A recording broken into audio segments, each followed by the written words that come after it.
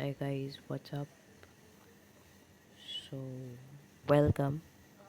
And before we move on to the next topic, I'd like to refresh whatever we studied in the last.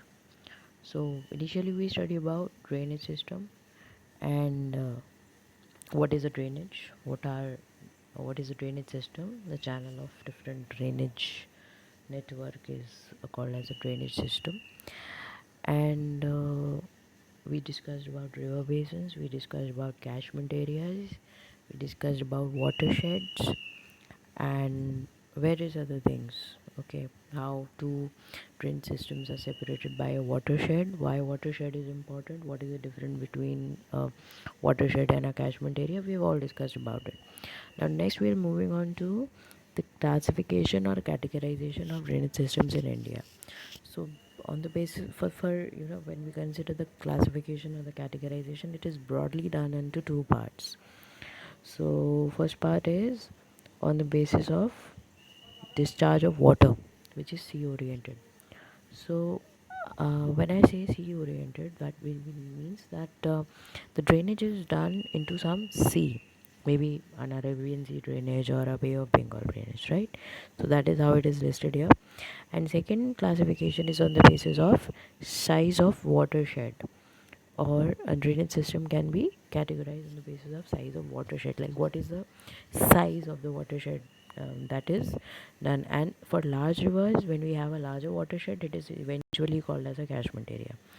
Now getting into deeper statistics, as per NCERT, because we're sticking to class 11th NCERT geography, physical geography, the categorization on the basis of discharge of water is done into two parts: the Arabian Sea drainage and the Bay of Bengal drainage. So according to stats, we can note it down that 77% of the drainage area, consisting of rivers like Ganga, Brahmaputra, Mahanadi and Krishna, drain into the Bay of Bengal. So we can see that from these stats we can derive that 77%, that is the major part of the drainage, is done in Bay of Bengal. Now 23% of the drainage is done in the Arabian Sea, which constitute of rivers like Indus, Narmada, Tapi, Mahi, Periyar systems. So most of the major rivers which drain into Bay of Bengal occupy 77% of the drainage area, and 23 rest remaining 23% drain in the Bay of Bengal. Now it's essential to know about Sundarban Delta. You guys have all heard about what is Sundarban Delta, why vegetation is good there. So this is your work to identify what is the Sundarban Delta, where which river drains into that, how is it formed, and how good it is for our vegetation and cultivation. So please drop your answers in the comment section in the video.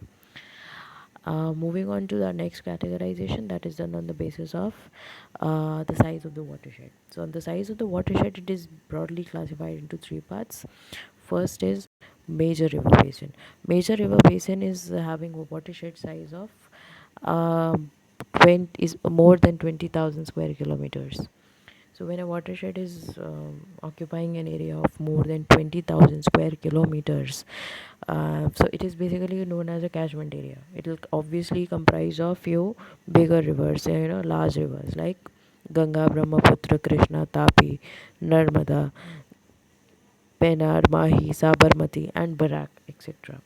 So there are 14 drainage basins that have, their catchment area of more than 20,000 square kilometers. So this is your work to find out where is Barak River and how is it important. Second, we're moving on to the second categorization that we move on to is medium river basin. In medium river basin, the catchment area lies between 2,000 to 20,000 square kilometers of area.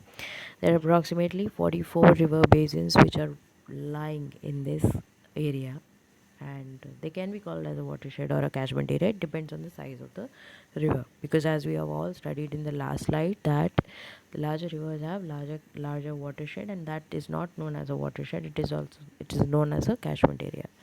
Now third categorization is the minor river basin. In minor river basin, catchment area lies for less than 2,000 square kilometers. This is a minor river basin and is mostly prevalent in the areas where there is low rainfall. So, guys, I hope you understood what we have discussed about the classification of rain systems in today's part. It Why is it important? Because in the later phases of this series, you'll understand that we'll be talking about rivers. We'll be talking about their evolution. We'll be talking about their catchment areas. We'll be talking about the watershed, the meanders, oxbow lake, etc.